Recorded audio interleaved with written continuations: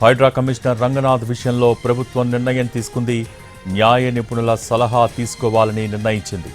Division bench అప్పీలుకు వెళ్లే అవకాశాన్ని పరిశీలిస్తోంది ప్రభుత్వం. హైకోర్టు ఆర్డర్ కాపీపై రెవెన్యూ, న్యాయ అధికారులతో సీఎస్ సమావేశమయ్యారు. లోతుకుంట కేసుకు సంబంధించిన పూర్తి వివరాలు, రెవెన్యూ రికార్డుల్ని పరిశీలిస్తోంది ప్రభుత్వం.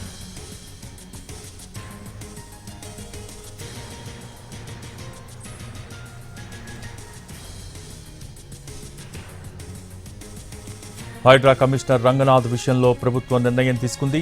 న్యాయ నిపుణుల సలహా తీసుకోవాలని నిర్ణయించింది. డివిజన్ బెంచ్ అప్పీలుకు వెళ్లే అవకాశాన్ని పరిశీలిస్తోంది ప్రభుత్వం. హైకోర్టు ఆర్డర్ కాపీపై రెవెన్యూ, న్యాయ అధికారులతో సీఎస్ సమావేశమయ్యారు.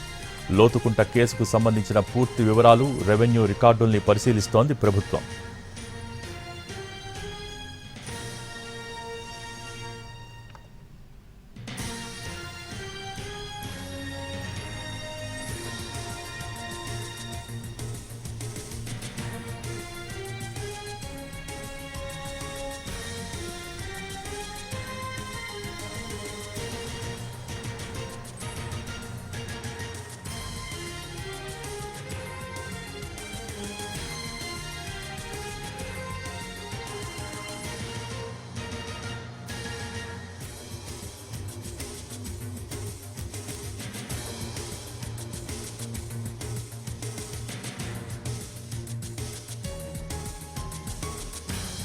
హైడ్రా కమిషనర్ రంగనాథ్ విషయంలో ప్రభుత్వం నిర్ణయం తీసుకుంది.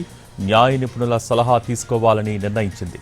డివిజన్ బెంచ్ అప్పీలుకు వెళ్లే అవకాశాన్ని పరిశీలిస్తోంది ప్రభుత్వం. హైకోర్టు ఆర్డర్ కాపీపై రెవెన్యూ, న్యాయ అధికారులతో సీఎస్ సమావేశమయ్యారు. లోతుకుంట కేసుకు సంబంధించిన పూర్తి వివరాలు, రెవెన్యూ రికార్డులను పరిశీలిస్తోంది ప్రభుత్వం.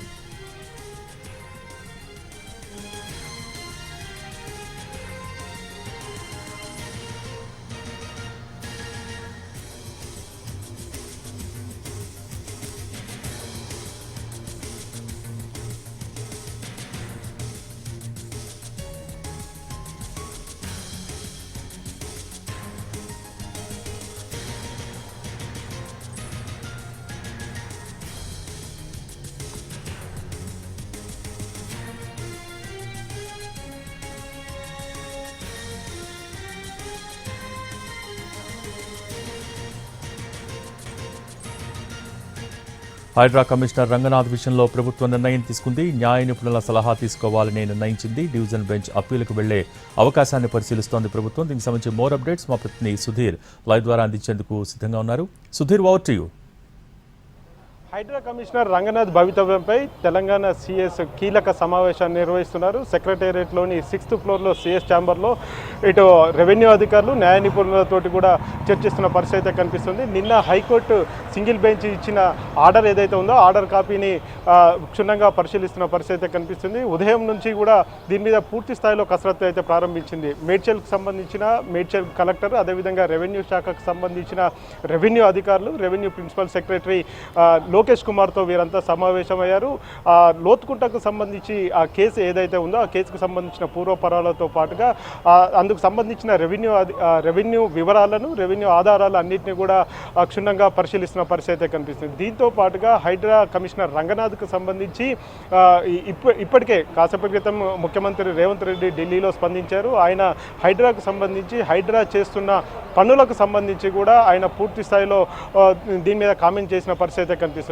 ఈ ఎవరైతే రాష్ట్రంలో ప్రభుత్వ భూములను కబ్జా చేస్తున్నారో, అదేవిధంగా నీటి వనరులను కబ్జా చేస్తున్నారో వారే హైడ్రాకు అడ్డంకిగా మారారు.